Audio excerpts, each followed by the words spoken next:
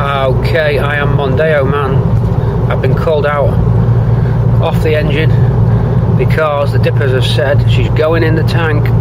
So I'm just driving up there to film it getting dropped into the tank. That swampy goes into the tank. So we're en route now.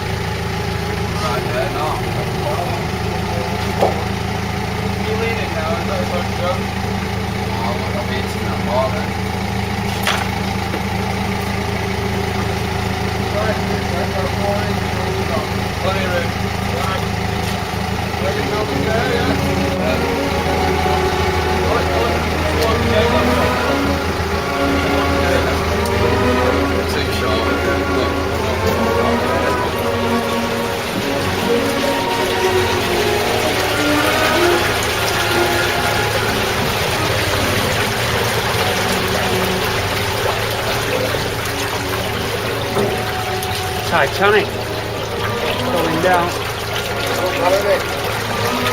Lovely.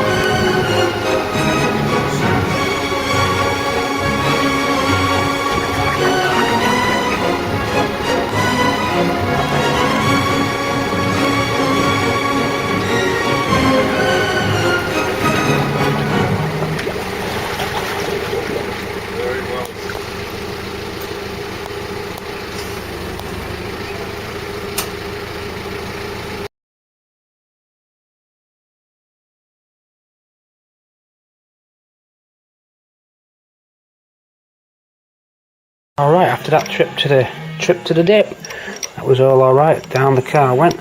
We're back and back onto the cylinder head. Just used these spare cylinder head bolts, which I've chopped the head off and cut a slot into it. It enables you to first put them on in opposite corners, and then you can lower the cylinder head onto these, put your other bolts in, and with the slotted head take them out. It lines everything up, the gasket and everything, makes life easy. That's a good tip from the manual which we got. So okay, I will now carry on torquing down these bolts to the first setting, and then we'll get the studs in the sides so we can start doing the manifolds, fuel pump to go on. Okay, I'll leave you with that for a sec as we get the fuel pump on. Okay, cam belt going on. So cylinder head's just nipped up. Tensioner wheels on. I've preloaded this wheel up on the spring there. Basically, spring on, bracket on, push it up so you can squash the spring, lock the bolt, get your top dead centre by getting the Woodruff key in line with that on the crankcase pulley. Your timing mark should land on your top dead centre mark there, so that is lined with that. This wheel doesn't matter as much, it just controls the distributor. You can always lift that out and turn the distributor where you need to get the rotor pointing to piston 1. That's the relative position on there. The rotor goes to 1 when that wheel's synced with these. Feed the teeth in, keep it taut, and get the teeth to lock into the top sprocket when you've got that triangular pointer lined up with that hole in the lock. Okay, so that is lined up. I don't think it's one out, I think that's it. And then what you do, you let that bolt go and it'll take the tension up and kick back. So if I get the 13 on that now and loosen it off, you'll see what I mean. When I haven't lost the 13 there, of course, which you always do.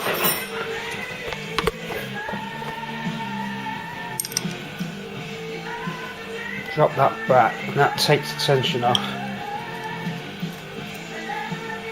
You see that wheel start to pull up into the belt.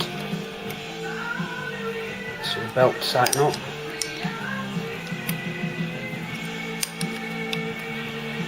that is now tensioning on there. That's how you do it. There's your belt on.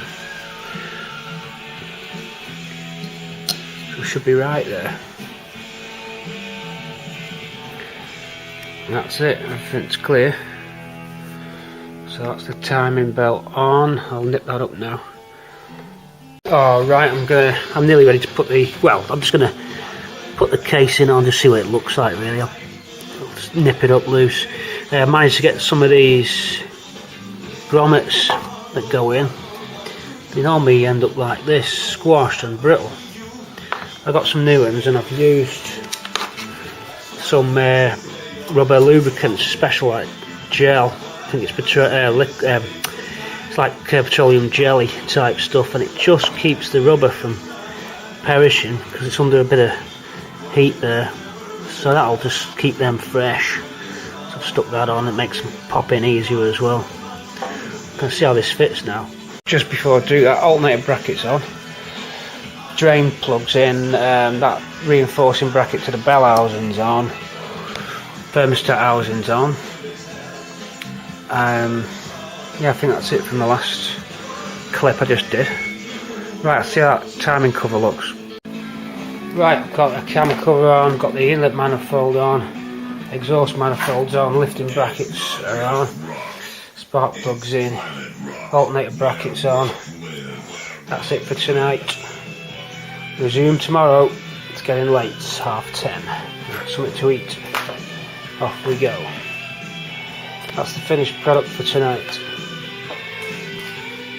I think we're on the 26th of August 2013. As you just saw, car's gone in under the dip. We carry on with the running gear. See you tomorrow.